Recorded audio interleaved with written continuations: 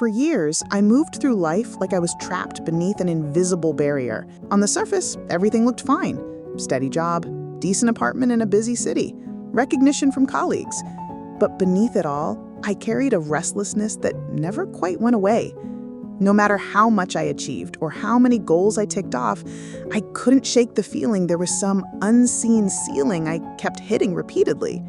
Looking back, I realized my journey began not with limitations, but with dreams. As a kid, I was endlessly curious, always drawing, imagining inventions and dreaming up stories. But adulthood steered me toward safer, more conventional paths. I measured success by praise and stability, convinced they were the ultimate goal. Yet even after reaching many milestones, satisfaction slipped through my fingers like water. It was as if each step forward brought new resistance, an inner force whispering to slow down or lower my expectations. I didn't know it then, but my struggle had a name: the upper limit problem. This invisible barrier limits how much happiness and success we allow ourselves. Whenever we push past this unconscious threshold, something inside rebels, manifesting as doubt, anxiety, distractions, or sudden setbacks, until we pull back into a safer zone. My first real recognition of this came after big moments of happiness or achievement. I expected those feelings to last and grow, but instead they were often followed by confusion, guilt, or negativity.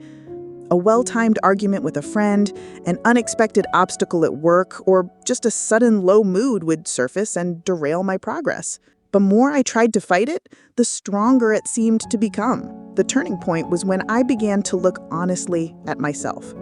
I started journaling, capturing moments when joy slipped away or success triggered self-sabotage. Slowly, I uncovered a pattern. Beneath the surface of every joy, certain old, hidden beliefs were acting as limits. Sometimes it was a feeling that I wasn't fundamentally good enough, that I didn't deserve sustained happiness. Other times it was the fear that too much success meant greater burden or responsibility I couldn't handle. Deep down, I also feared that shining too brightly would isolate me from those I cared about, or worse, make them resent me. Naming these fears was the first step towards freedom.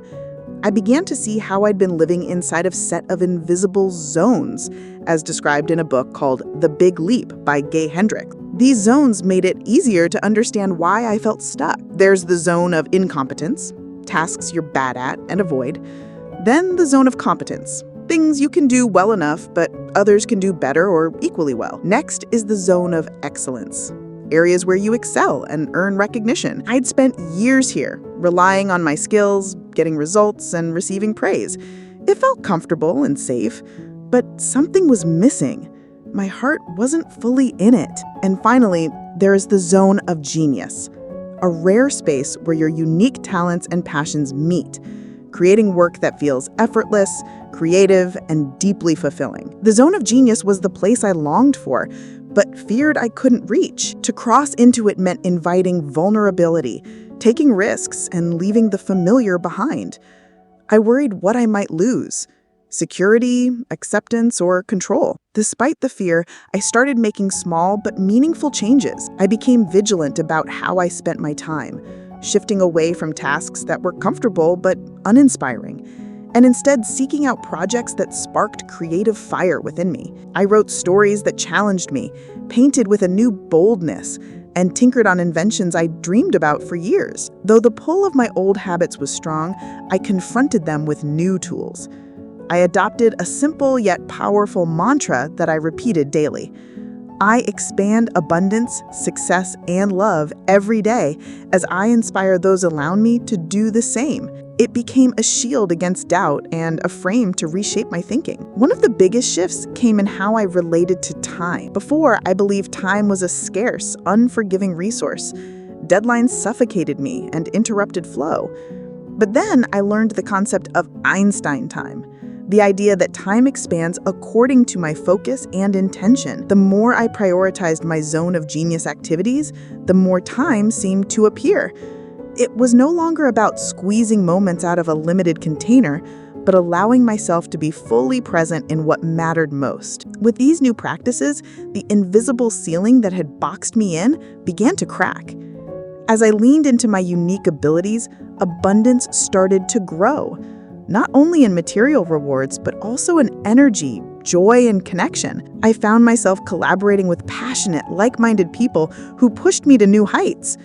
My work resonated deeper, sparking conversations and inspiring others. Relationships became richer, no longer shadowed by insecurities or competition. Of course, the old fears sometimes reared their heads.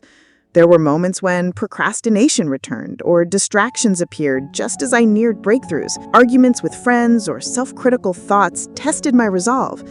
But now I recognize these for what they were, the upper limit problem trying to reclaim its hold. Rather than fighting or fearing these moments, I learned to meet them with compassion and awareness, forgiving myself and returning to my path with renewed commitment. This journey didn't happen overnight. The transformation was gradual, marked by small wins and sometimes setbacks. But it was unmistakable. My life grew fuller and freer with every conscious choice to embrace my zone of genius. The once crushing weight of invisible limits lifted, revealing a horizon that stretched wider than I had imagined possible. One clear evening, standing on a rooftop overlooking a glittering cityscape, I reflected on how far I'd come. The journey wasn't about overthrowing external circumstances or changing everyone around me. It was about dismantling the inner walls I had built, walls made of limiting beliefs, fears, and unconscious stories that trapped me in safe mediocrity. By facing these walls and choosing to live in my zone of genius, I experienced an authentic leap towards a richer, bolder life. Now I greet each day with curiosity and courage, seeing challenges as invitations to grow rather than threats to survive. I strive to expand abundance and inspire others to recognize their own ceilings and take their big leap. This path is ongoing. There are always new limits to break, new creativity to unlock, and new joys to claim. But the most vital lesson stays with me. The biggest limits are often not outside us. They are the fears and stories we believe inside. When we dare to confront these shadows, when we choose to live in the brilliance of our unique genius, the big leap is no longer a distant dream, but a living reality. I share this story for anyone who feels stuck or restless. There is a way beyond invisible ceilings. You can break free. Your zone of genius awaits, beckoning you to make your own big leap towards a life of daring fulfillment. Thank you for watching. If you'd like to see similar videos, please like, share, and subscribe to this channel. Bye-bye. Have a nice day.